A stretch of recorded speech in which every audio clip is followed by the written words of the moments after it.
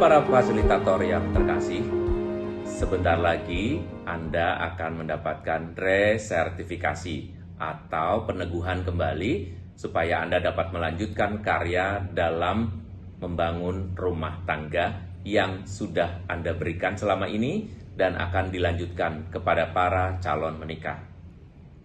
Menanggapi apa yang terjadi di lapangan, maka kami merasa perlu untuk mengulang kembali beberapa hal yang penting.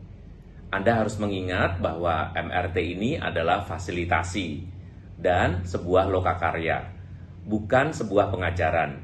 Hal itu sudah ditegaskan sejak semula MRT dibuat dan Anda diberi fasilitasi training untuk para fasilitator.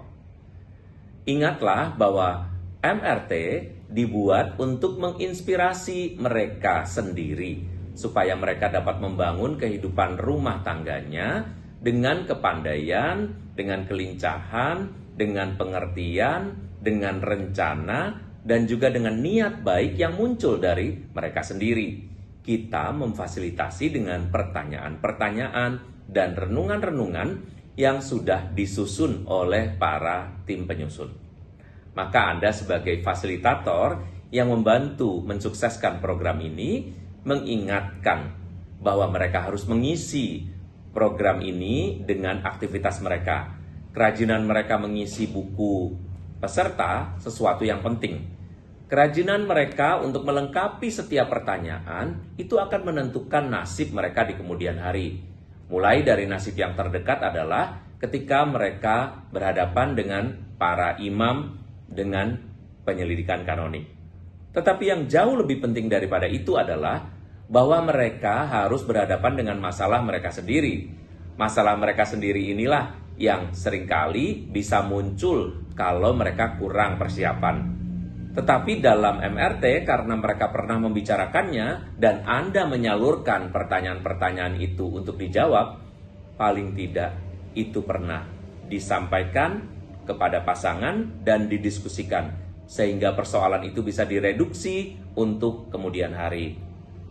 Kami masih banyak menemui tambahan-tambahan yang kurang perlu atau bahkan tidak perlu di dalam praktek penyajian MRT.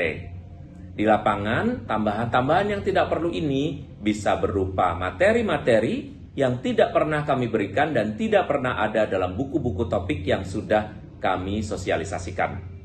Dan yang kedua, Anda menambahkan sendiri melalui kisah-kisah pribadi yang juga tidak perlu.